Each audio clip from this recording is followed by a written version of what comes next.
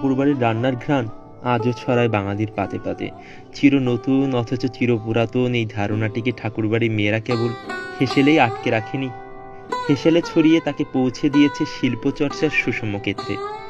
অবশ্য এর পেছনে ছিল বাড়ির মেয়েদের দীর্ঘদিনের শ্রম, উন্মুক্ত সৃষ্টিশীল চিন্তা ভাবনা এবং রান্না সংক্রান্ত পরীক্ষা নিরীক্ষার একাধিক কৌশল।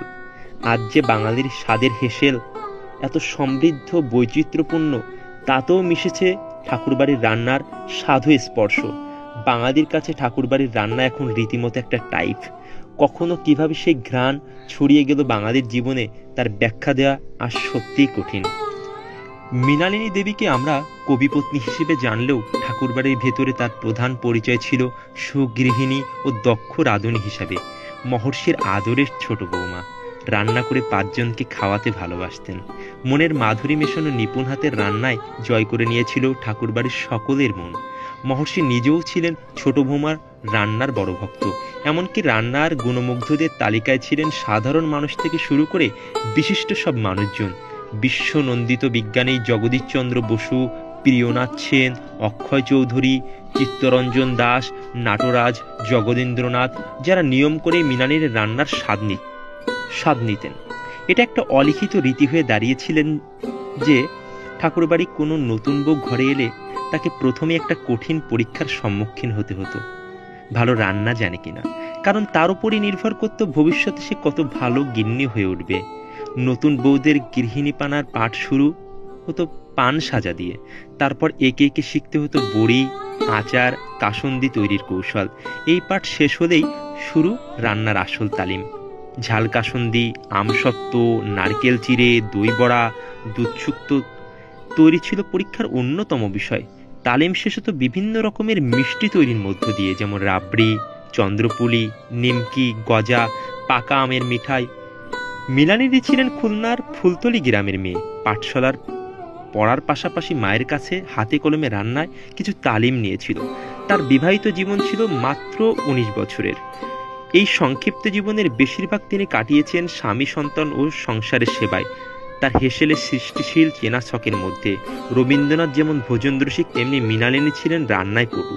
কবির রসিক মনের পরিচয় পাওয়া যায় তার বলানো পদের তালিকা দেখে, যেমন মানকচুর জিলাপি, আমের মিঠাই, নারকেল চিড়ে, দইয়ের মালপো।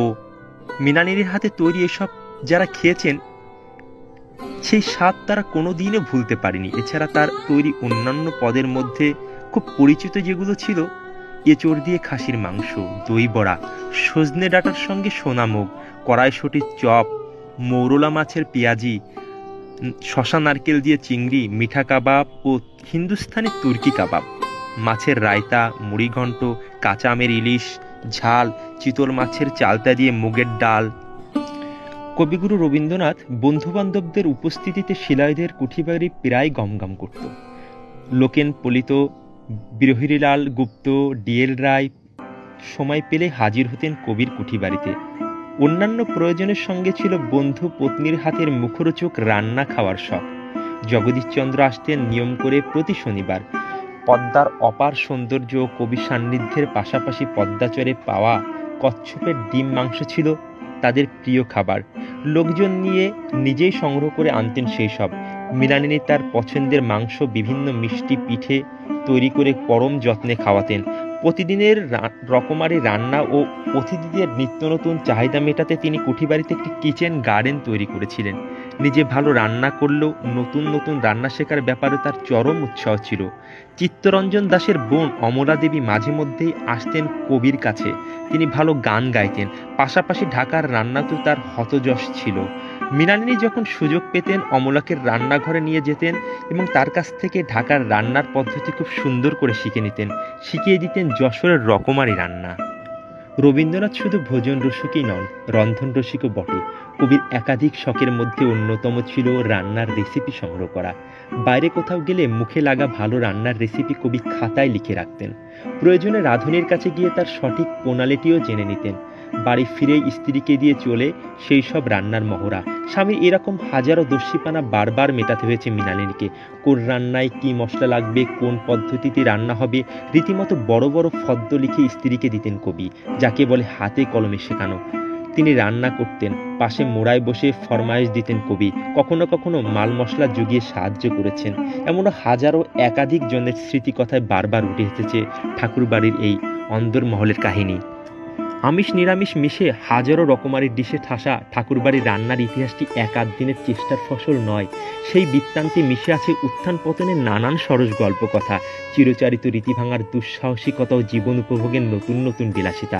শুদ্ধ নিরামিষাশী পরিবারটির রান্নাঘরে মেটের দো পেঁয়াজি, চিকেন কারি, চিকেন কাবাব, পোস্তের মাংস কিংবা পরিবদ্ধের বিবর্তনের কাহিনী এখন আমাদের কাছে রূপকথার মতো শোনায়। শুরুটা অবশ্য প্রিন্স দ্বারকানাথের আমলেই। ঠাকুরবাড়ির অন্দরমহলের হারানো দিনের ইতিহাস ঐতিহ্যের অনুসন্ধানে অপু কর্মকার